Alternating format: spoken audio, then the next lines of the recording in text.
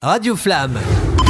Petite chronique, alors Siodog, numéro 9 ou 10, je ne sais plus, elle tient bien le compte. Ouais, je crois que c'est 10. Un quart d'heure, 20 minutes de petits conseils sur vos toutous préférés. Voilà, et aujourd'hui on va parler nutrition. Alors la nutrition c'est toujours une question importante à se poser, c'est toujours un sujet qui pose question. Donc déjà la nutrition c'est quoi ? C'est quoi le rôle de la nutrition au-delà de nourrir son chien ? C'est lui fournir tous les nutriments nécessaires à sa croissance. Donc voilà, évidemment, il est très important de trouver une alimentation qui va correspondre aux besoins du chien et à toutes les étapes de sa vie, donc chiot, adulte et senior. Donc les nutriments qu'on va lui apporter, ça va contribuer notamment à ce qu'il ait une digestion optimale. Souvent, j'entends moi des propriétaires de chiens me dire oh là là, mon chien il a vomi, il a des selles qui sont pas top.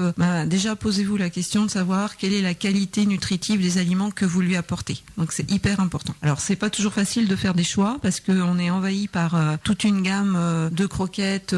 Oui. Voilà.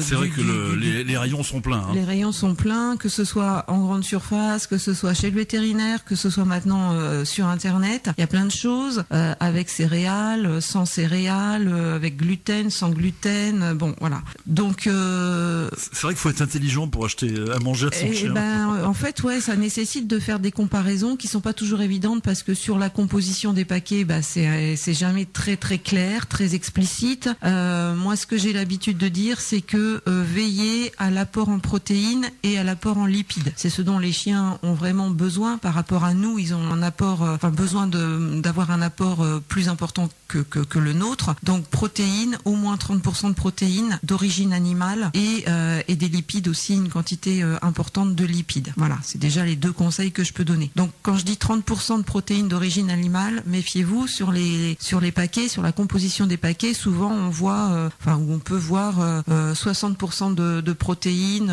80% de protéines. Alors là-dedans, ce qui compte, c'est les protéines d'origine animale, parce qu'on a aussi des protéines d'origine végétale. Oui, parce que les chiens végans, ça correspond pas aux besoins du chien. Donc attention au marketing et à la façon dont les choses sont annoncées sur les paquets. Voilà. Alors déjà, moi je voudrais apporter les différences entre l'homme et le chien. Donc l'homme est omnivore, il mange de tout. Le chien n'est pas omnivore. À la base, les loups mangent de la viande, ils sont carnivores. Alors évidemment, avec la domestication, la génétique, etc., l'intervention de l'homme dans la création de la race, le chien peut manger autre chose que de la viande. Pour autant, il y a des aliments qui lui sont interdits, qui sont néfastes, qui sont toxiques. Parce que c'est vrai, dans la nature, excuse-moi, j'ouvre une petite parenthèse, dans la nature, le chien à l'état sauvage, donc le loup, c'est vrai qu'il mange principalement de la viande. Il mange principalement de la viande. Mais il ne mange jamais de végétaux, en fait. Non.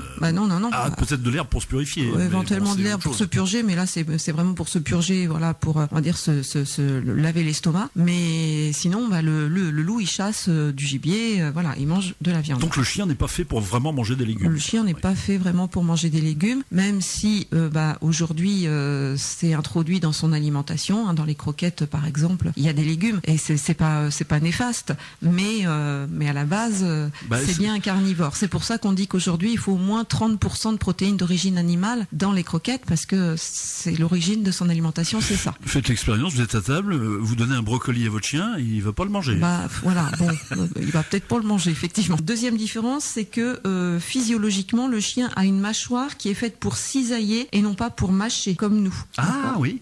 Donc c'est vrai que souvent on dit mon chien mange ses croquettes hyper rapidement. Oui, le chien en fait il mâche pas, il n'a pas la mastication comme nous. Donc ça c'est une différence aussi à noter. Il cisaille les morceaux qu'il a en gueule et de fait il avale des morceaux qui sont relativement gros, mais c'est normal, c'est physiologique. Quand je pense que je disputais mon chien justement parce qu'il mangeait trop vite, je lui dis mais apprécie. Mâche. Non mais c'est vrai en plus. Mais je le dis tout à fait sérieusement parce que je me suis dit mais il a aucun respect. Toi tu lui files une bonne pâtée que t'as payé à les yeux de la tête et il te mange ça en deux coups les gros. Voilà. Il faut savoir qu'ils sont pas faits pour mâcher en tout cas. Ouais, pour mastiquer la viande. C'est comme quand tu fais le plein, quoi. Ça dure 30 secondes et puis c'est bon. Et puis hop, c'est fait. Voilà. Troisième différence, c'est que le chien n'a pas d'enzymes digestives dans la salive. Donc ça veut dire quoi ? Ça veut dire qu'il n'y a pas de prédigestion à partir de la salive dans la bouche, contrairement à nous où la salive a un effet sur nos aliments, ça les prédigère. Le chien, lui, ça n'existe pas. Donc ça va tomber directement dans l'estomac et c'est dans l'estomac que va se faire la digestion complète. Donc il a beaucoup d'acide, il est très... Alors dans l'estomac, il y a beaucoup d'acide, et c'est d'ailleurs heureusement parce que c'est ce qui lui permet aussi de pouvoir digérer les os qu'il peut ingérer, ou tout ce qu'il ramasse dans la rue, toutes les cochonneries qu'il peut ramasser dans la rue. Tu déconseilles les os, je crois, tu m'as dit. Alors les os, faut faire attention, jamais d'os cuits, juste des os crus et des gros os, pas des os de poulet. Oui, c'est ce que j'allais te dire.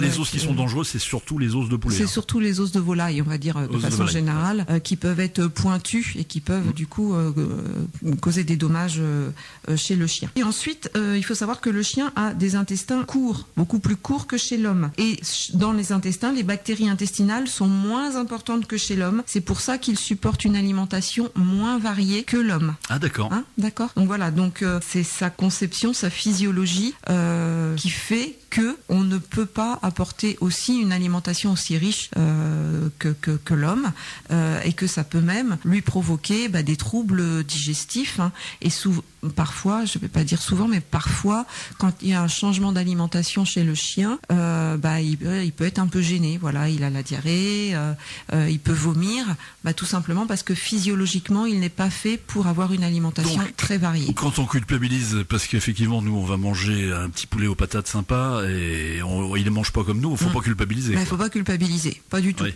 D'accord, voilà. Il n'a pas les mêmes besoins que nous, et physiologiquement, il n'est pas fait comme nous. Donc, tout ça s'explique. Donc voilà, juste, quand vous souhaitez changer d'alimentation de votre chien, ce changement doit se faire progressivement, d'accord. Donc on dit que en fait le changement doit se faire sur 7 jours. 7 jours. Voilà, et au 7e jour, la transition est complète, d'accord. Donc que ce soit au moment de la transition chien adulte, que ce soit pour votre chien adulte, pour telle ou telle raison, vous décidez de changer ses croquettes, il faut faire une transition sur 7 jours, ou du chien adulte au chien senior également, c'est la même chose. Donc voilà pour ces petits conseils. Alors, ce que je disais tout à l'heure, c'est que le chien a des besoins importants en protéines et en lipides, beaucoup plus importants que ceux des hommes. Donc il faut vraiment veiller à bien lui apporter ces deux éléments essentiels soit à son développement, sa croissance quand il est chiot, soit à sa bonne santé quand il est adulte ou senior. Mais il a besoin, j'imagine aussi d'autres vitamines, non, de C, D, bref. Oui, il a besoin de toutes les vitamines. Donc ça, c'est comme nous. Donc ça, c'est apporté de toute façon dans tout ce qui est alimentation industrielle. Ça, c'est apporté. Oui, ça fait partie du pack. Voilà, ça fait partie de la constitution de la croquette ou du pâté, peu importe. Quand on fait des rations ménagères, c'est-à-dire qu'on cuisine l'alimentation de son chien, il faut pas oublier à faire cet apport en vitamines. Et donc là, il est recommandé d'aller voir le vétérinaire qui vend des compléments alimentaires à introduire dans la ration ménagère. Donc ça, c'est important. Ne vous contentez pas de ce que vous allez lui préparer à la maison. Ce sera pas suffisant. Même si c'est un repas qui pour nous est équilibré, pour le chien, ce sera pas suffisant. Et c'est vrai qu'encore une fois, anthropomorphisme, on a tendance à penser à partir de nous. Et on s'est dit, c'est comme nous. C'est comme nous, voilà. Sauf que lui, il n'a pas les mêmes besoins. Tiens, du chocolat. Donc ça, chocolat noir à bannir. Jusqu'à 8 mois, jusqu'aux 8 mois du chien, la phase de croissance est très rapide. Entre la naissance et 8 mois, c'est là où l'évolution et la croissance est la plus rapide.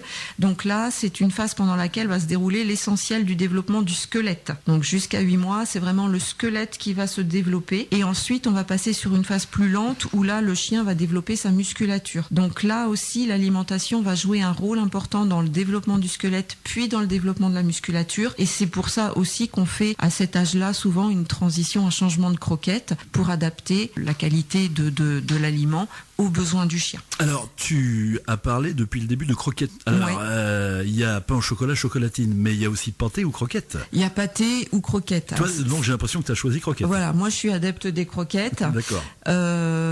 Parce que rappelez-vous, j'en ai parlé sur une chronique précédente, ça favorise le détartrage. Ah oui, exact. On a répondu à la question de notre auditrice, c'était il y a 15 jours. Bridget, voilà, si tu nous écoutes. Bridget, voilà, exactement. Donc les croquettes, en fait, fait, par effet mécanique, vont permettre le détartrage des dents, alors que la pâtée, c'est un aliment beaucoup plus, c'est mou, hein, c'est mou, oui. Et ça n'a pas cet effet abrasif sur la dent. Donc c'est un point de supériorité de la croquette sur la pâtée. D'accord. Exactement. Et puis au niveau qualitatif, je pense, mais là ça n'engage que moi, que la pâtée est moins qualitative que la croquette. Voilà.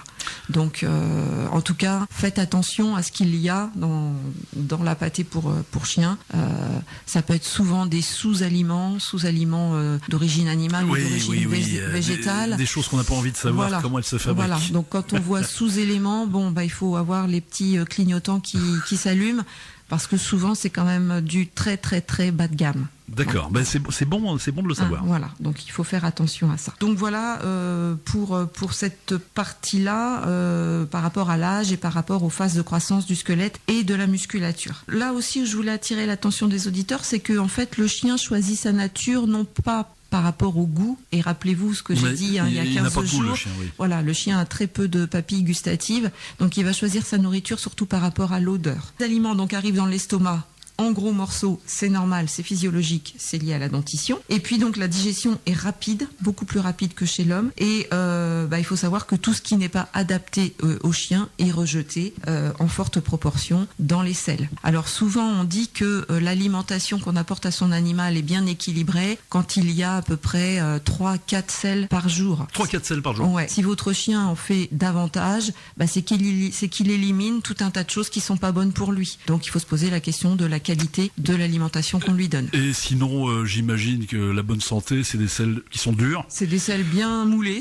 bien moulées, comme on dit, exactement. Et foncées en général. Parce que si c'est clair, c'est pas très bon. Alors sur la couleur, je saurais pas dire, mais c'est vrai que souvent les selles bien moulées sont plutôt foncées. Si le chien commence à faire des cônes arc-en-ciel, c'est pas très bon. Non, voilà, c'est pas terrible. De toute façon, en général, la couleur va avec la texture. Oui, c'est vrai. Voilà. Donc voilà, on est dans la conversation très raffinée cet après-midi. Tout à fait. Mais ça fait partie de la nature. Ça fait partie, et c'est des renseignements aussi. Hein. Et voilà, il faut aussi veiller à ça. C'est un peu la mécanique du chien. On regarde justement pour savoir si le chien est en panne ou pas. Oui, mais c'est un signe, c'est un signe de bonne santé ou de mauvaise santé. Donc c'est un signe apparent, mais c'est important. C'est pareil. Je vais continuer sur le même registre. Quand vous avez un chien qui a des flatulences, c'est aussi un signe de mauvaise digestion. C'est un signe de mauvaise digestion. Voilà. Ouais. Donc posez-vous la question de la qualité de son alimentation, parce qu'il n'y a pas de raison que votre chien ait des flatulences. Autre question à se poser, c'est que dois-je lui donner à manger à son arrivée à la maison. Quand on accueille le chiot, on a déjà parlé de l'accueil du chiot, on a déjà évoqué la question de la nourriture, mais j'y reviens un petit peu là sur cette chronique. L'idée, quand on a un chiot qui a déjà été habitué à une alimentation, c'est de la conserver, pour peu évidemment que ça lui convienne, ou bien, je l'ai dit tout à l'heure, si on veut vraiment changer, c'est faire une transition douce. Pourquoi une transition douce ? Je vous l'ai expliqué aussi tout à l'heure un petit peu, c'est pour faire en sorte que son système digestif s'habitue à la nouvelle alimentation, et ça évite ce qu'on appelle le stress digestif et éventuellement les diarrhées qui peuvent suivre. D'autre part, il est important de fractionner la ration quotidienne du chien, donc en 2 ou 3 fois selon son âge, tout simplement pour éviter ce qu'on appelle la surcharge digestive, c'est-à-dire le fait de lui apporter trop de nourriture d'un seul coup dans son estomac. Donc 2 repas, 3 repas. Alors 3 repas quand ils sont petits, et puis 2 repas quand ils sont adultes. C'est plutôt pas mal. Et quantité à chaque fois à peu près ?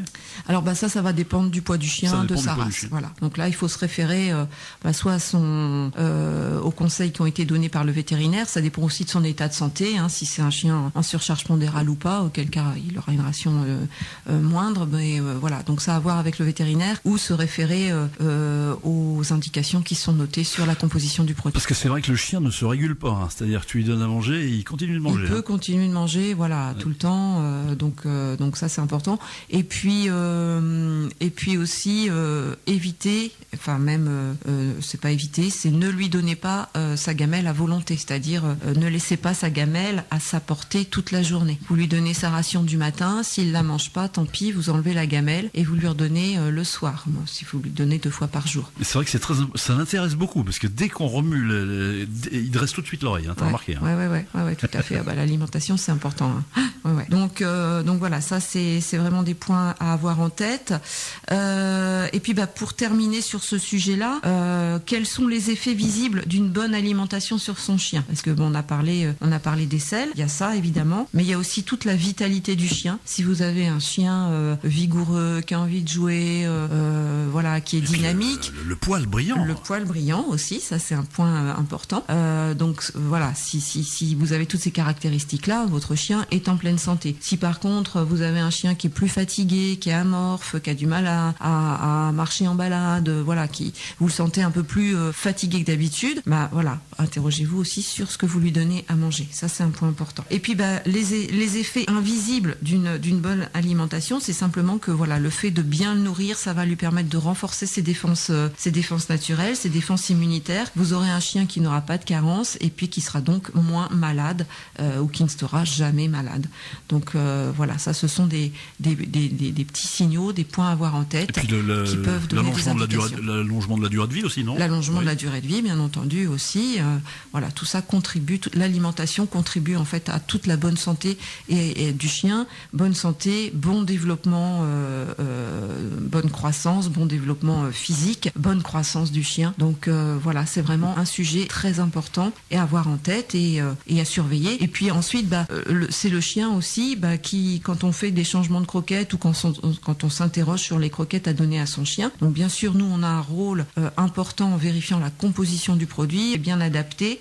Un point aussi important que j'ai pas noté, c'est que plus la liste des ingrédients est longue, plus vous devez être vigilant. D'accord ? Ça veut dire qu'il y a des additifs, ça veut dire qu'il y a des conservateurs, ça veut dire qu'il y a des arômes, il y a tout un tas de choses qui peuvent peut-être être évitées. Donc, mais ça, c'est comme pour notre alimentation à nous.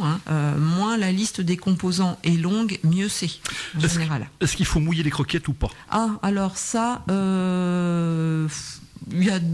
moi, j'ai pas d'avis particulier. À titre personnel, je ne mouille pas les croquettes. Par contre, je donne beaucoup d'eau à disposition toute la journée. Donc c'est lui qui fait son truc. C'est lui qui fait son truc.